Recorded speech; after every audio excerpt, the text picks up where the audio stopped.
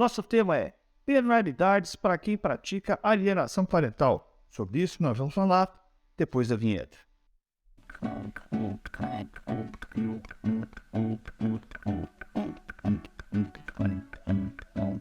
Pra te fazer uma canção de amor.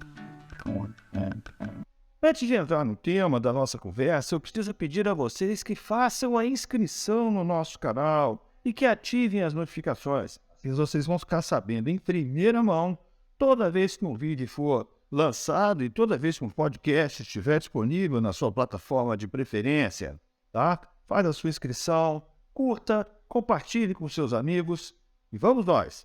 O assunto da nossa conversa de hoje é a alienação parental e as penas a que eventualmente estão sujeitas o alienador.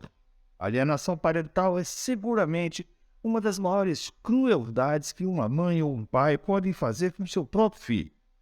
Na década de 80, o psiquiatra americano Richard Alan Gardner começou a investigar um conjunto de sinais comportamentais, com sintomas psíquicos, a que estariam sujeitos os filhos menores, crianças e adolescentes de casais envolvidos em separações conflituosas. Ele percebeu que essas crianças, cujos pais apresentavam um processo conflituoso de dissolução do vínculo conjugal, desenvolviam uma espécie de repulsa a um dos genitores, e essa repulsa não teria uma causa muito concreta. Ele então foi desenvolvendo seus estudos, suas observações, e chegou à conclusão de que essa repulsa era decorrente de uma espécie de doutrinação feita pelos genitores e que muitas vezes contava com a ajuda da própria criança, que provavelmente, até para agradar um deles, também ajudava a distorcer a imagem do outro. Geralmente, a imagem distorcida era daquele que não tinha a custódia da criança. Em 1985, o Richard Alan Gardner então introduziu esse termo, síndrome de alienação parental, um documento em que apontava suas observações. A partir desses estudos iniciais e de outros que foram sendo feitos, podemos definir a síndrome de alienação parental como sendo o conjunto das marcas gravadas nos filhos pela prática de atos dos pais, ou seja, dos atos de alienação parental praticados. Não dá para mensurar a dimensão da gravidade e das consequências da síndrome de alienação parental, já que ela chega ao ponto de envolver o que nós chamamos de implantação de falsas memórias, ou seja, a criança acredita piamente em fatos que, na verdade, nunca ocorreram no mundo real. Já pensou em como é terrível construir uma vida inteira e definir todas as escolhas com base em premissas que nunca foram verdadeiras? Moldar toda uma vida com base em mentiras, porque um dia alguém resolveu fazer isso com o próprio filho, alguém resolveu que deveria fazer no próprio filho uma lavagem cerebral? O que nós testemunhamos nesses casos é uma verdadeira patologização do amor, a manifestação do amor doentio que mata em vez de curar. Mas o Brasil ganhou uma forte arma para lutar contra esse mal. E isso aconteceu com a edição da Lei 12.318 de 2010, que inteligentemente prefere abrir mão de conceituar a síndrome, que não é função para legislador, para médico, e focar a questão do que nós vamos chamar de atos de alienação parental. Esses atos de alienação parental foram conceituados no artigo 2º da lei, que diz: considera-se atos de alienação parental a interferência na formação psicológica da criança ou do adolescente, promovida ou induzida por um dos genitores, pelos avós, ou pelos que tenham a criança ou o adolescente sob sua autoridade, guarda ou vigilância, para que repudie o genitor ou cause prejuízo ao estabelecimento ou à manutenção dos vínculos com este. No parágrafo único do artigo 2º, a lei apresenta uma relação de atos de alienação parental.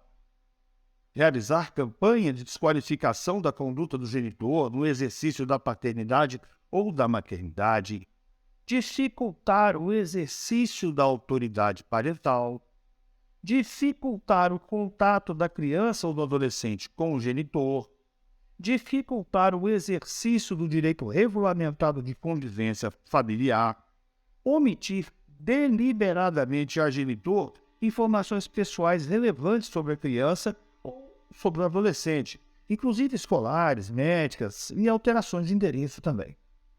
Outra definição da lei seria apresentar falsa denúncia contra genitor, contra familiares deste ou contra vós, para obstar ou dificultar a convivência deles com a criança ou com o adolescente. Mudar o domicílio para local distante sem justificativa, visando dificultar a convivência da criança ou do adolescente com o outro genitor, com os familiares desses, com os avós. Olha, é bom a gente deixar muito claro que, por expressa previsão legal, essa relação é apenas exemplificativa, já que outros atos podem ser detectados com a mesma finalidade, com os mesmos efeitos, mesmo que não estejam previstos expressamente na lei.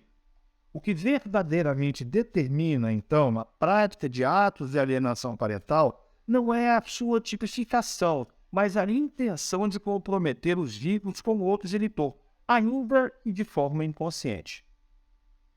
Mas olha, o assunto da nossa conversa são as penas a que estariam sujeitos o alienador. E nós não falamos ainda disso, né? Vamos falar então.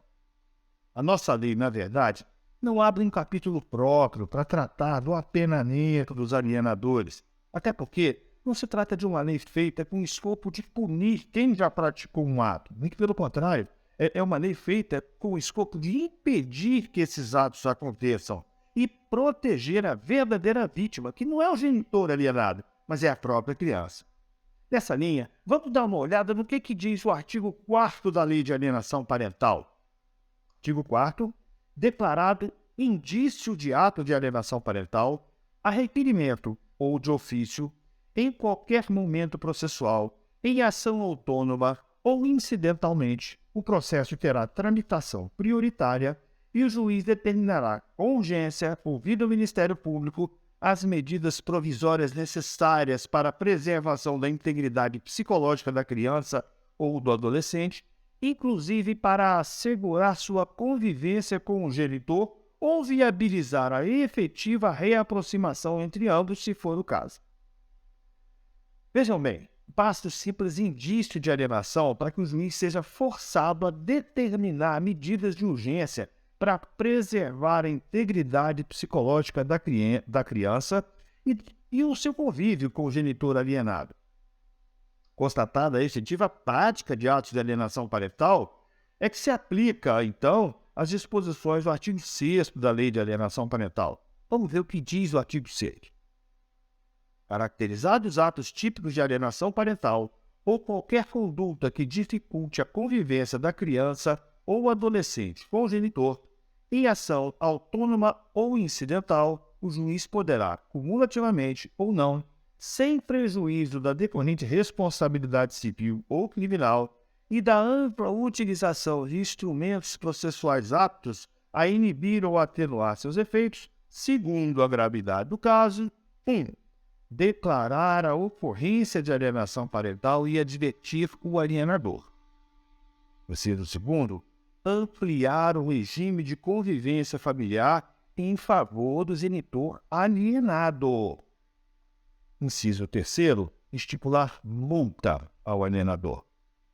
Inciso 4º, determinar acompanhamento psicológico ou biopsicossocial. Sim, isso pode determinar a terapia compulsória.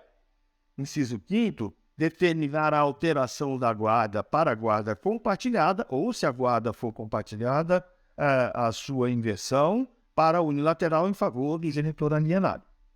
Inciso 6º, determinar a fixação cautelar do domicílio da criança ou do adolescente. Evidentemente, isso deve ser feito para que a criança seja facilmente localizável e que qualquer ato que vise esconder a criança, então, também seria de alienação parental. E o inciso 7º, declarar a suspensão da autoridade parental. Ali esse artigo ainda tem um parágrafo único que vai dizer que, caracterizada a mudança abusiva de endereço, inviabilização ou obstrução à convivência familiar, o juiz também poderá inverter a obrigação de levar para ou retirar a criança ou adolescente da residência do genitor, por ocasião das alternâncias dos períodos de convivência familiar. Note bem, gente, a lei não impõe penas, mas medidas que visam garantir a boa convivência com o genitor alienado e a diminuição da interferência do genitor alienador. genitor ou qualquer pessoa que tenha a criança ou adolescente sob sua autoridade, guarda ou vigilância. Mas é preciso lembrar que, nos termos do artigo 3º da Lei de Alienação Parental, a prática de ato de alienação parental fere direito fundamental da criança ou do adolescente de convivência familiar saudável, prejudica a realização de afeto nas relações com o genitor e com o grupo familiar, constitui abuso moral contra a criança ou adolescente e descumprimento dos deveres inerentes à autoridade parental ou decorrente de tutela ou guarda, o que pode resultar na prática de um dos crimes previstos lá no artigo 225 do Estatuto da Criança ou do Adolescente, ou mesmo nos crimes previstos lá no Código Penal, com as penas respectivas, dependendo, evidentemente, de apuração em regular processo, em que seja garantida ampla defesa, contraditório, devido ao processo legal, tudo, né? Enfim, mas muito mais importante do que prever penas ou medidas é o processo de conscientização.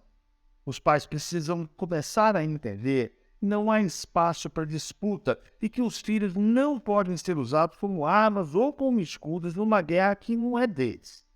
As crianças precisam de cuidados, precisam de proteção, elas precisam ser cuidadas, precisam ser protegidas. Elas não têm, via de regra, não têm maturidade para lidar com a desconstrução da imagem paterna ou materna, enfim. Até porque, gente, as crianças precisam dessas imagens íntegras. Elas precisam construir quem realmente são. Papai, mamãe, se vocês têm problema entre vocês, resolvam como gente grande. Não coloca a criança no meio dessa história, não. Joga nas costas da criança um peso que ela não é capaz de suportar. Essa briga não é dela, é de vocês.